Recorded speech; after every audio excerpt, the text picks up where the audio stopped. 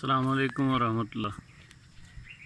राणा साहब है ना गाई जिहदे बारे कल मशवरा किया सी, 2 दफ़ा इनू हाजमा मसाला दे चुके हैं तो माशाल्लाह बेहतरी लग रही है। थाने दे खुश्क होए ने,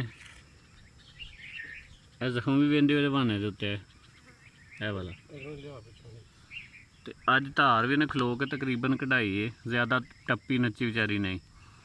एहदियां लत्तां वेखो तुसी, इनू सूजन है बहुत ज़्यादा, दर्द है बहुत ज़्यादा।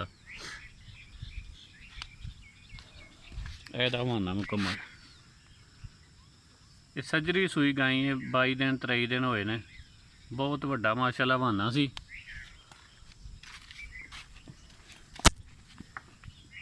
ए सिर्फ यदी थना बहाने की कंडीशन है। यह उत्ते दे जिसम नाल पता नहीं इन्हू बेचारी नू की नुक्स होया है। वेखो की हो रहा है, वेखो इंज सारा जिसम है, खलड़ी भी यदी उतरती जाती बेचारी दी। ये वेखो, मेहरबानी करनी जे तुसी मेहरबानी करो तो दस्यो इनू की होया वे ते की करना चाहिए।